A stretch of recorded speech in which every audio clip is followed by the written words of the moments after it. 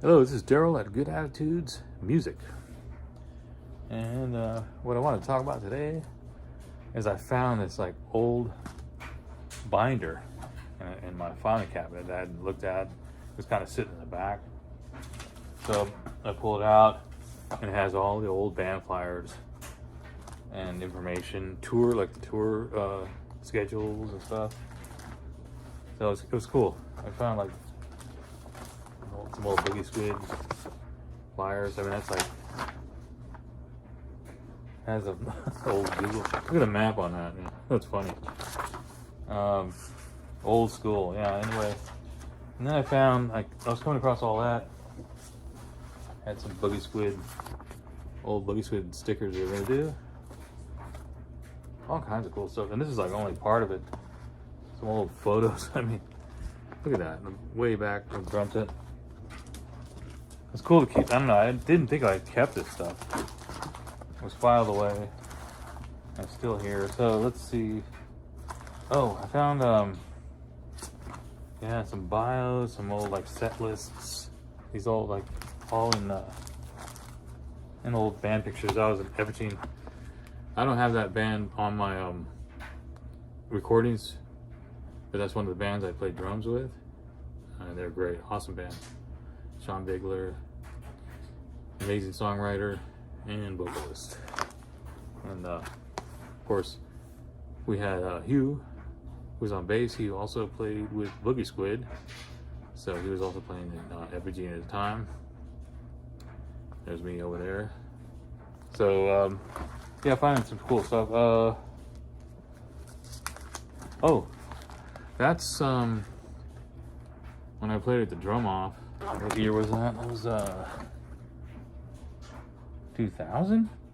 Oh my god. Yeah, I did a certificate award for when Guitar Center had the drum offs. I always obviously lose. I didn't get the award, the main, but I did try. Well, that's not the picture. Hold on. That's a picture. Wait. It's all coming back in memory. Let's see. That's an old picture, but that was a picture when I played in Renton and Skyway. We had a kind of a music shack, studios / whatever, and that's where we recorded. I recorded Boogie Squid there, and also recorded. And this is back in 1999, or yeah, around there, 2000. 1999, 2000, recorded Boogie Squid and Epigene drum tracks there for both those bands. It's a great place. I miss that. It's a great studio. Neighbors never complained. I mean, no one. We played as loud as we wanted to, and in fact, one time, a friend of mine was visiting, and we were up on a hill. It had one of the best views of Mount Rainier because we were on this hill looking over that way in Renton, Washington.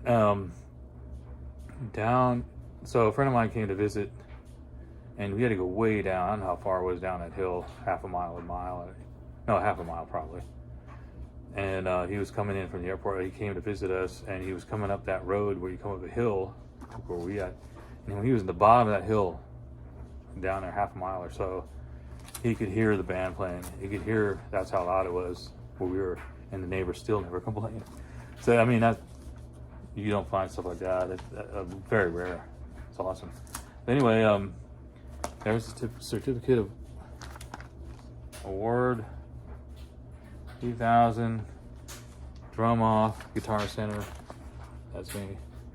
I lost, but the guy who won was way better than me. Awesome. He was incredible. I don't remember his name, but that's something I found. I'm glad I kept this. This stuff's cool. It's good to keep some of this stuff to go back because I've forgotten a lot of that. I don't have the best memory, so it helps me refresh my memory. And when we made all this stuff, I mean, all these flyers, and these are like, we send these to clubs to get gigs back in the day before all this. I mean, it was internet, but not like it is now, Facebook and all that. Let's see what we find here. It's like a treasure chest, right? Obviously. Is that a set list? Oh, that's lyrics. Those are lyrics that I wrote for one of the Boogie Squid songs.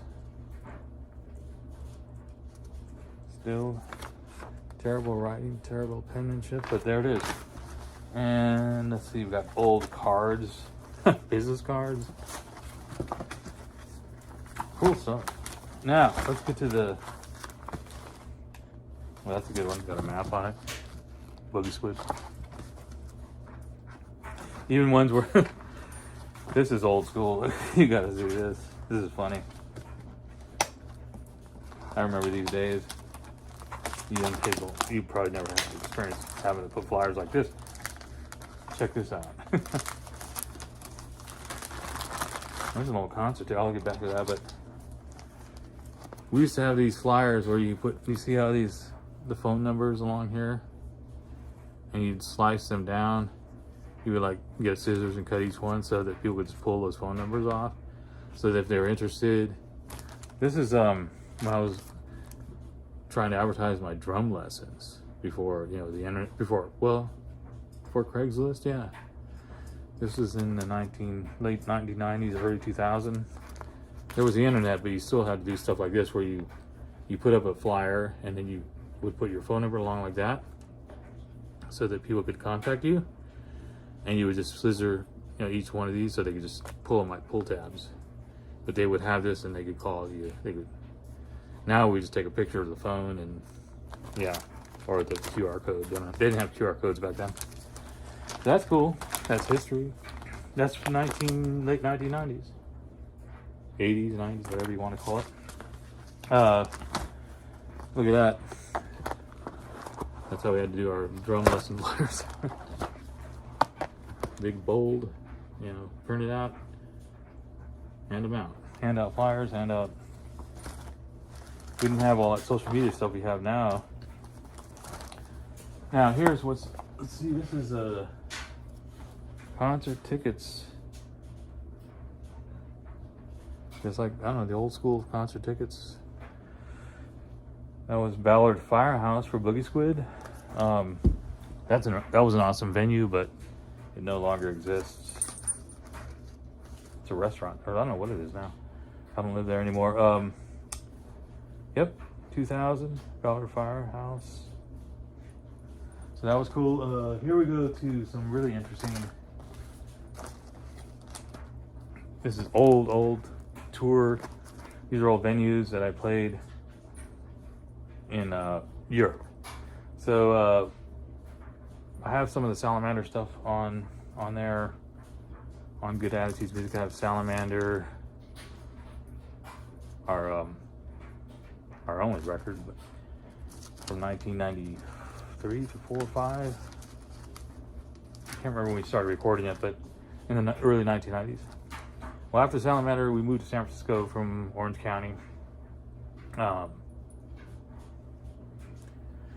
Ended up in Oakland, and that's when we were playing a lot of shows in San Francisco and all those areas.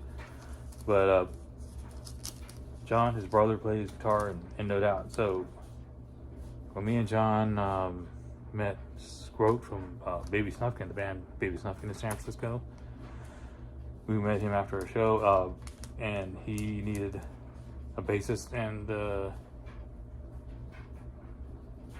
drummer, me. So we decided to join that band and do a side project, which ended up on a tour, ultimately ended up on the No Doubt Tragic Kingdom tour. And this is some of the old stuff, you know, the schedule. But so I wanted to kind of go through the capacities of some of the venues and the venues, just to, I think some of these venues still exist. Berlin, the Arena, capacity 2,000. Milan, Magazzini, I don't know if you can see that. It's hard to see what this kind of like. 1,000. Madrid, Aqualung, 1,800. See, these are like, we hadn't played shows like that before. We're used to playing bars and, you know, small venues, 50, 60, 100 people maybe, if we're lucky. I think the biggest capacity we played was Salamander. We played the Fillmore. No, wait. Yeah, if we played in a club, we played the Great American Music Hall. I don't know what the capacity of the Great American Music Hall is, but we played the Fillmore, which was it was an awesome show. The Fillmore in San Francisco, opening for the Funky Meters of New Orleans area. Amazing band. That was one of the top shows, I think. That was that was the highest we had as far as venue, was 800 people. So when we get over to, when me and John get at Berlin, Germany, that was a shock to play for 2,000 people. I don't know if that many people were there, but that's the capacity of the venue. But the venue, there was more and more people, so it was a different experience from playing bars and the sound systems and playing, you know, medium-sized venues, and then playing, you know, these bigger venues all the way up to like hockey arena type venues. It's totally different. How the sound works, especially with a drummer, and that was before they had those special headphones. That's back when they just had monitors, stacked monitors on the side. They were just speakers. So it was hard to adjust to that. You had to kind of I had to simplify my drumming, just because of the echo. Now I think that I've never played with those headphones they have nowadays. That probably solves the issue of having to, you know, sound coming at you from here, it's bouncing around. So you have to totally keep it simple. You can't just, a lot of the fills that I normally would do, I just kind of left them out because I wanted to hear that. The echo kept coming back. So it was a different time. Different experience as far as being on stage. We played, I mentioned Madrid, Aqualung, Barcelona, Celeste, Offenbach, okay, can't pronounce that, Dortmund, Rock Holland, Cologne Live Music Hall, Paris La Cigale, Stockholm, man, some of these are hard to pronounce. Stockholm, well, I know it's Stockholm, Sweden. Holland, Oslo, I remember Oslo, Centrum, Copenhagen, Vega, and so. Now, we ended up going back. I don't have that schedule. That was when we were with No Doubt, opening for No Doubt. So of course there were bigger venues. And then I think we came back. If I could find that. That's a good one too. That's a different band, different era. That was in mid-90s, Puzzlefish. Great band. At the club Coquetry. Medium-sized club. So I'm coming, none of this is organized. I don't know if I can find the German consulate. Let's see.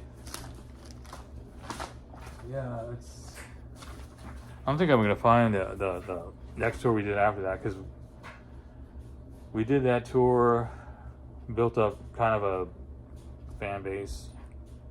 I mean, there was fan clubs, I guess, and I can go on and on about that tour, about how hard it was, because we didn't have the money like they did.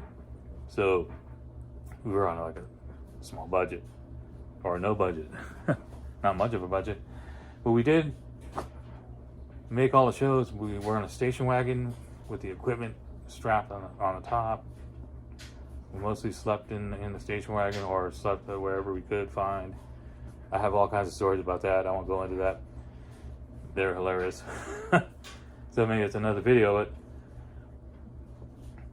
it was a learning experience I'll never forget. And even though it was low budget and we were pretty much homeless, just living in a car, and they were in tour buses and all that, and hotels, whole different scale going on there. It was awesome to be able to travel to see all those parts of the world that I would never have seen if I hadn't been in that band. I mean, I saw all of Europe, Germany, Switzerland, France, Brussels, Sweden, Norway, Oslo, Hungary, Budapest, Hungary, Spain, Italy, all those places. Probably more than that, but twice. Went there with them. Of course, no doubt. Scroat and Baby Snufkin had been doing tours like that before, way before me and John had joined, but so they were kind of more used to it. But yeah, it was a totally unique experience. I wouldn't, I'm lucky to have been on that. I can't imagine if I had turned down that opportunity, even though we didn't make any money or any of that stuff. It was just to see all those places, to experience that, to be a part of all those events, music events, and all that. And just, it's hard to beat. It's not the money. It's just, the experience sometimes is more important. Because there's so many stories that go into that and things that I can remember. I can only kind of summarize some of it, but it's something I'll never forget. Met some really cool people. I still have friends to this day from back then. That was in 1996, 1997, those 2 years. First tour was 96, 97, if I got that correct. Yeah, I still have friends I talk to over there. Still to this day, email. So yeah, it was a great experience. So I think that's about it, because I can't find the. I can go into the one that was 1996 was No Doubt experience, and then next time we went on our own, that was a whole different experience. I'll try to find, if I can, I'll do a video on that, because that was more underground, but we ended up playing with Para Ubu. We played some really cool venues. Can't remember all the bands, but I remember Para Ubu and a few others, but it was more of an underground punk scene. But that was still a great experience, and we ended up playing. I'll probably do a different video on that, because the venues are so much different, and we don't have venues like that here in the United States. It's hard to explain, but I'll go back and see if I can find that. Anyway, probably is a long enough video for now. I might talk more about stuff with the different bands that I have. That was just stuff I thought about now, but there's all kinds of other stuff I could talk about, just historic stuff for me and my music journey. So this is Daryl at Kid Attitudes Music. Have a great day. Signing out.